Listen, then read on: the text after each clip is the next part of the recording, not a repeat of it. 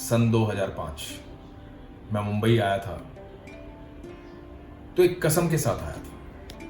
एक कसम खाई थी कि 1 महीने में यदि काम नहीं मिला तो ये शहर छोड़ के चला जाऊं।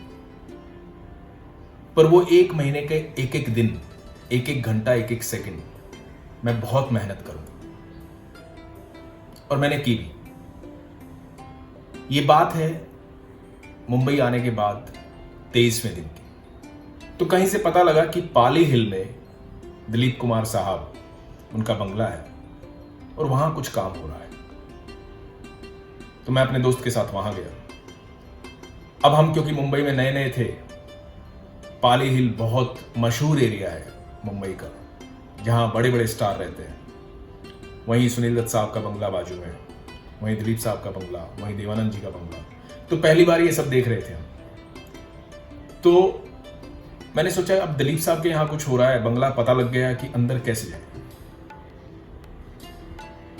थोड़ा सा मन में घबराहट थी कि क्या बोले, अंदर जाएं कैसे।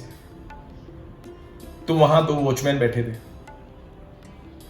तो मुझे लगा कि अंदर जाना है क्योंकि काम करना है। तो मैंने झूठ बोला। मैंने कहा कि मुझे बस इतना पता था कि यहां पर बशीर नाम के व्यक्ति जो है वो ये सारा काम हैंडल करते हैं। तो मैंने झूठ बोला वॉचमैन को। मैंने बोला कि बशीर जी ने मुझे बुलाया, आप जाके बोलिए कि अनुज शर्मा जी आए हैं। कॉन्फिडेंस हमेशा रहता था, उस दिन भी पूरा था। तो उन्होंने वहां से इंटरकॉम किया। उन्होंने कहा कि कोई अनुज शर्मा आए हैं आपसे मिलने के लिए। तो उन्होंने इंटरकॉम पे कहा कि मेरी बात करवाइए। तो मैंने बात की। मैंने बड़े कॉन्फिडेंस से उनसे कहा कि बशीर जी, अनुज शर्मा बोल रहा हूं, आपने बुलाया था मुझे। उन्होंने कहा कि आप एक्टर हैं। मैंने कहा जी। तो ऑडिशन के लिए बुलाया था आपको? मैंने कहा हाँ जी। तो बोले ऑडिशन कल होंगे, तो आप कल आइएगा। तो मैंने कहा जी ठीक है। फोन रखा। मैंने वॉचमैन को कहा, क्योंकि एक मन में ये भी चल रहा था कि कल आए और ये ना पहचाने तो कल शायद ये झूठ बोल पाऊं ना बोल पाऊं, पता नहीं क्या होगा। तो मैंने वॉचमैन को बोला कि भैया बशीर जी से बात हो गई, कल हम आएंगे, कल बुलाया उन्होंने, तो याद रखिएगा। तो बोले जी ठीक है। अगले दिन हम पहुंचे दिलीप साहब के बंगले पे। वॉचमैन ने पहचान लिया। हम अंदर गए। अंदर जाकर के अब हम और ज्यादा डरे हुए थे, घबराए हुए थे। हमें लग रहा था कि कभी ऐसा ना हो कि बशीर जी से जाके ही पूछे कि बशीर जी कौन है। तो थोड़ी देर बाद इधर उधर देख करके वहां पे बहुत आर्टिस्ट आए हुए थे। पहली बार दिलीप कुमार साहब के बंगले में गए थे। बड़ा सा पोस्टर सायरा बानो जी का, दिलीप साहब का लगा हुआ था। तो बहुत सारी चीजें दिमाग में चल रही थी। एक तो ये था कि हिंदुस्तान के अभिनय के बेताज बादशाह के घर में पहली बार आए हैं। इतना बड़ा बंगलो है, स्टार कैसे रहते हैं। पहला बंगलो था वो मेरी जिंदगी का, जिस किसी इतने बड़े एक्टर के घर पे मैं गया था। तो स्टार कैसे रहते हैं, किस तरह से काम करते हैं, क्या करते हैं, ये बहुत सारे सवाल मेरे दिमाग में चल रहे थे। और इसी बीच किसी ने मुझे बताया कि ये बशीर भाई हैं। तो मैं उनसे मिला। मैंने कहा बशीर जी, कल हमारी बातचीत हुई थी। तो उन्होंने कहा कि आप बैठिए, मैं आपका ऑडिशन करवाता हूँ। तो मुझे आज भी याद है सन 2005 की बात। प्रमोद सोनी जो है उस डायरेक्टर थे उस सीरीज के। एक धारावाहिक था स्त्री, तो उसे सायरा जी प्रोड्यूस कर रही थी। तो थोड़ी देर बाद डायरेक्टर से जब मुलाकात हुई तो डायरेक्टर ने कहा कि आप थिएटर से हैं? मैंने कहा जी। तो उन्होंने कहा कि देखिए, हमारे शो में आपके लायक कुछ काम है नहीं, तो फिर भी आप अपनी तरफ से ऑडिशन दे के जाइएगा। तो मैंने कहा कि ठीक है। तो मैं वहां बैठा रहा, इंतजार करता रहा। थोड़ी ही देर बाद सफेद कपड़ों में खूबसूरत चेहरा, बड़े धीमे धीमे चलते हुए दिलीप साहब वहां पहुंचे और सब खड़े हुए। पिन ड्रॉप साइलेंस हो गया। बड़े गौर से उनको देख रहा था। ये दिलीप कुमार साहब। सारा सिनेमा जो था, जो बचपन से देखा था उनका, मेरी आंखों के सामने से घूम गया। मुझे पल भर के लिए तो विश्वास नहीं हुआ कि मैं दिलीप कुमार साहब के सामने खड़ा हूं। वो अद्भुत नजारा था जो आज भी गूज़बम्स ले आता है।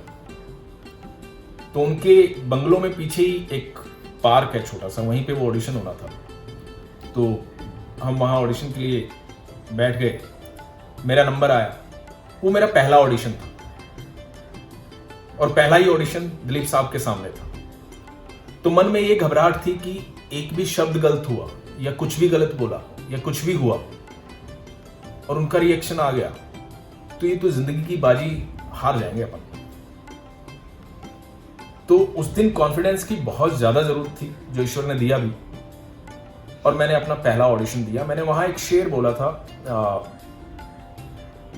जावेद अख्तर साहब का तरकश में लिखा हुआ, वहां से मैंने शुरुआत की थी उन 2 लाइनों से कि मेरी जिंदगी मेरी मंजिलें मुझे कुर्ब में नहीं दूर दे, तू दिखा मुझे वही रास्ता जो सफर के बाद गुरूर दे, गम दे तो बला का दे जो मिलने पर एक सुरूर दे, मेरी जिंदगी मेरी मंजिलें मुझे कुर्ब में नहीं दूर दे। और ये कह के मैंने कहा कि ये मेरा पहला ऑडिशन है और मैं कुछ लाइनें बोलना चाहता हूँ। तो मैंने एक ऑडिशन दिया और आप यकीन मानिएगा दोस्तों, वहाँ ताली बजी, लोगों ने तालियां बजाई, डायरेक्टर ने शुक्रिया कहा। उसके बाद हम वहाँ जाकर के साइड में खड़े हो गए, इंतज़ार करने लगे कि हमें पता नहीं था कि प्रोसेस क्या होता है, कि ये अभी बताएंगे या बाद में बताएंगे काम हुआ कि नहीं हुआ।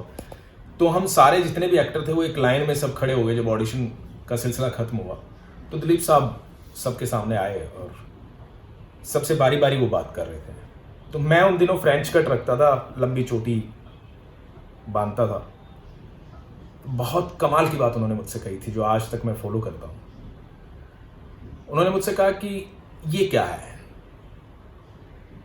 क्यों रखा आपने ये फ्रेंच कट, लंबी चोटी, क्यों आपने ये रखा?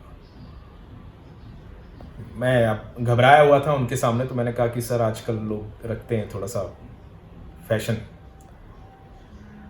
तो उन्होंने कहा कि बेटा एक्टर हो, बहुत अच्छे एक्टर हो,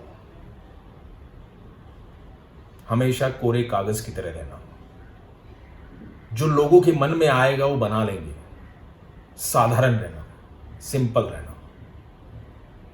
अभिनेता को बिल्कुल साधारण होना चाहिए, सिंपल होना चाहिए।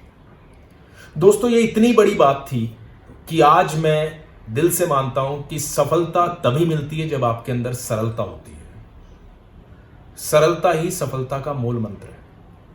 आज जब इतने साल बीत गए, उसके बाद हमने वहां पे जो मुख्य बात थी वो ऑडिशन खत्म हुआ, उसके बाद मैं यहां से चला गया और ये 23वें दिन की बात थी और बीतते बीतते बीतते बीतते 29 दिन हो गए मुंबई में मुझे। मैंने 1 महीने की कसम खाई थी और 29वें दिन जब मुझे लगा कि अब शायद मुंबई में कुछ नहीं होगा, 1 दिन बाकी रह गया, तो मैंने ट्रेन पकड़ी और मैं ट्रेन से वापस अपने शहर चला गया, सोनीपत। और आप यकीन मानिएगा मैं 30वें दिन सोनीपत पहुंचा था। वहाँ मेरे होटल में मैं गया था। जैसे ही मैं पहुंचा था, स्टेशन से उतर के मेरा होटल करीब था वहाँ पे, मैं वहाँ पहुंचा, खाना वाना डलवाया। इतने में बशीर भाई का फ़ोन आया कि सायरा जी आपसे मिलना चाहती हैं परसों। और मैंने वापस पश्चिम एक्सप्रेस 3 बजे वहाँ से चलती थी, मैं 1 बजे अपने होटल पहुँचा था, 3 बजे वापस ट्रेन पकड़ी, वापस मुंबई आया। मुंबई आके एक दोस्त के पास रुका और सायरा जी से मिलने गया। ये मेरे 30वें दिन ये काम मुझे आया था और सायरा जी ने मुझे कहा कि साहब को आपका ऑडिशन बहुत अच्छा लगा था, आपके लिए कोई किरदार था नहीं, लेकिन साहब ने बोला कि उस एक्टर को काम दो, वो अच्छा अभिनेता है। तो ये मेरे लिए बहुत बड़ा कॉम्प्लीमेंट भी था और मेरी ज़िंदगी की शुरुआत भी थी। मैंने 3 दिन उस पायलट के दौरान दिलीप साहब के साथ बिताया। उनके बंगले में शूटिंग हुई, कुछ बाहर शूटिंग हुई और बहुत अच्छा समय बिताया। एक चीज़ बड़ी कमाल की जो मैंने देखी, जो मैं आप सब लोगों से शेयर करूंगा, उससे मैंने सीखा भी और मैं कोशिश करता हूं उसे मैं फॉलो करूं हमेशा और करूंगा भी। मैंने इतना प्रेम कभी किसी जोड़ी में देखा नहीं। सायरा जी और दिलीप साहब एक दूसरे का हाथ हमेशा पकड़े रहते थे, कभी हाथ नहीं छोड़ते थे। और मैंने वो दौर भी देखा, वो समय भी देखा जब दिलीप साहब जो है अपने बंगले की 3री मंजिल पे बैठे होते थे, सायरा जी हमारे साथ शूट कर रही होती थी, तो ऊपर से सीटी बजाते थे वो उंगली डाल करके जोर से। तो बड़े अच्छे पल थे वो, बहुत अच्छे पल थे। तो आज दुख भी है इस बात का कि अभिनय के सम्राट, अभिनय के बादशाह, पहले मेथड एक्टर, पहले ऐसे अभिनेता जिनको साक्षात अभिनय का स्कूल बोला जाता है। और कमाल की बात यह है कि पूरी जिंदगी में सिर्फ 54 फिल्म्स की है उन्होंने, 54 फिल्में। 54 फिल्मों से उन्होंने बताया दुनिया को कि कमाल के अभिनेता है। Selective work. तो वो आज नहीं रहे हमारे बीच में और खुशी इस बात की है कि ईश्वर ने उनको इतना समय दिया जो एक मनुष्य की जीवन यात्रा के लिए पर्याप्त समय है। शास्त्रों के हिसाब से 100 साल बोला जाता है कि एक मनुष्य का जीवन होता है 100 साल। तकरीबन अपने 100 साल पूरे करके दुनिया से गए हैं। तो और मेरा मानना ये है कि जब आप 70-75 से ऊपर जब जाने को हो जाते हैं तो आप संतों की कैटेगरी में आ जाते हैं। आपने पूरा जीवन देख लिया होता है। तो एक संपूर्ण यात्रा जिसे कहते हैं, उन्होंने अपनी यात्रा संपूर्ण की है और नाम के साथ, शोहरत के साथ, इज्जत के साथ। ऐसे अभिनेता को कोटि कोटि प्रणाम है और आने वाला इतिहास जब भी वो सिनेमा देखेगा, वो अमर सिनेमा है। जो भी उन्होंने किया वो अमर सिनेमा है। वो हमेशा स्कूल की तरह काम करेगा। बहुत सारे अभिनेता उनके बाद आए और बहुत सारे लोगों ने उनको मतलब अपने अंदर समाया। दिलीप साहब के अंदर सब कुछ समाया हुआ था। सब ने थोड़ा थोड़ा लिया और अपने चमत्कार दिखाए। तो ऐसे अभिनेता के जाने का दुख तो है, लेकिन ईश्वर उनकी आत्मा को शांति दे, उन्हें अपने चरणों में स्थान दे, अपने पास रखे और उनका आशीर्वाद हम सब पे बना रहे। खुश रहें। और ये जो झूठ था ये मैंने उनको बता दिया था बाद में काम करते वक्त कि मैं ऐसे झूठ बोल के आपके यहाँ आया था। तो बस यही प्रार्थना है कि ईश्वर उन्हें जहाँ भी वो है खुश रखें, उनकी यात्रा सफल, ये यात्रा भी सफल। धन्यवाद।